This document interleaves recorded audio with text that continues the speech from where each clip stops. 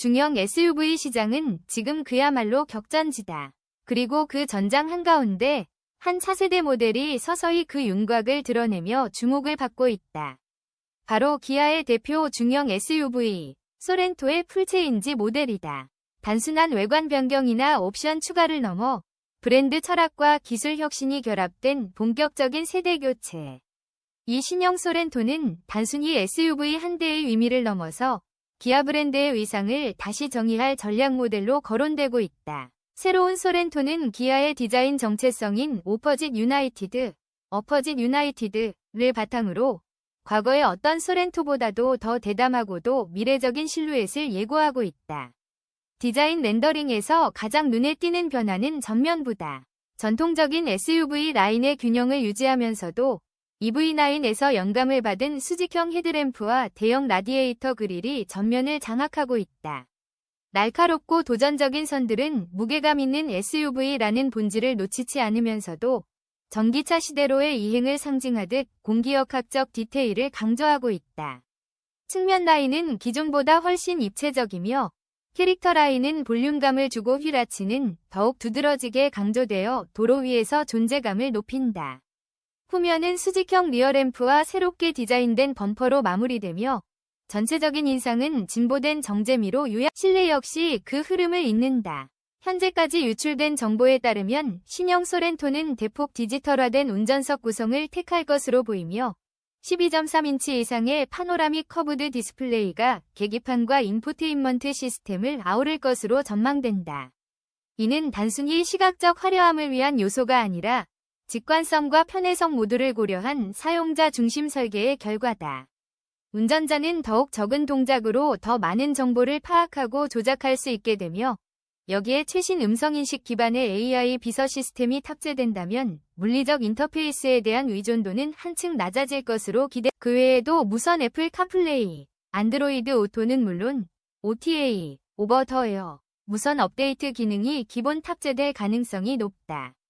이는 차량이 더 이상 출시된 그대로의 기계가 아닌 시간이 지남에 따라 꾸준히 진화하는 디지털 플랫폼으로 자리 잡고 있다는 사실을 보여준다. 실내 마감 역시 기존보다 한층 고급스러워진다.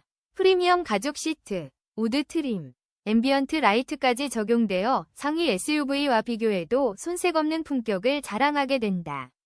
특히 최근 기아가 강조하고 있는 감성 품질이라는 개념은 바로 이 실내 구성에서 가장 뚜렷하게 드러난. 파워트레인 구성은 현재 단계에서는 기존 엔진 라인업을 유지할 것으로 보인다. 전기차로의 본격 전환 이전까지는 2.5리터 가솔린 엔진 기반의 기본 모델 외에도 하이브리드와 플러그인 하이브리드, PHEV 모델이 주력으로 자리 잡게 된다. 하이브리드 모델은 1.6리터 터보 엔진과 전기 모터의 조합으로 약 227마력의 시스템 출력을 낼 것으로 예상되며 PHEV 모델은 더 큰 배터리와 고출력 전기 모터가 결합돼 약 261마력의 퍼포먼스를 제공할 것으로 보인다. 특히 이번 세대에서는 전기 모터의 개입 비율이 높아져 도심 주행에서 훨씬 더 부드럽고 효율적인 주행이 가능해질 전망이다. 정차 후 출발 시, 정속 주행 중, 그리고 회생 제동 상황에서도 전기 모터만의 개입이 확대되어 주행의 질감은 조용하면서도 유연해진다. 이는 단순한 연비 향상에 그치지 않고 도심에서의 피로도 감소와 주행의 여유를 동시에 선사하는 요소가 된다. 다만 아쉬운 점은 PHEV 모델이 국내에서는 출시되지 않을 가능성이 높다는 점이다. 세제 혜택, 인프라 부족 등의 현실적 이유로 인해 PHEV는 해외 시장 전용 모델로 남을 수 있다. 신형 소렌토의 존재감은 단지 스펙이나 옵션 구성에 머무르지 않는다. 그것은 바로 경쟁 모델들과의 비교를 통해 더욱 명확해진다. 예컨대 현대자동차의 신형 산타페는 외관 변화와 상품성을 크게 끌어올렸지만 일부 소비자들 사이에서는 실제 운전 감각이 기대 이하라는 반응도 존재한다.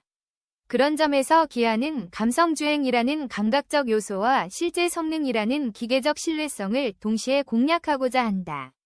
르노 콜레오스, 쉐보레 이쿼녹스 등과의 직접적인 경쟁 구도 속에서도 기아 소렌토는 브랜드 가치, 사양 구성, 디자인 경쟁력 모두에서 우위를 점하고 있다는 평가가 나온다. 가격은 기존보다 소폭 상승할 것으로 예상되며 이는 모든 세대교체 모델에서 공통적으로 나타나는 흐름이다.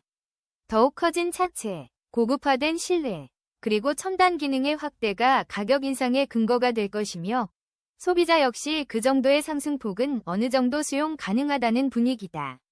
소렌토는 여전히 가성비라는 키워드를 놓지 않지만 이제는 프리미엄 대중성이라는 새로운 지점을 함께 노리는 브랜드 전략으로 진화하고 있다.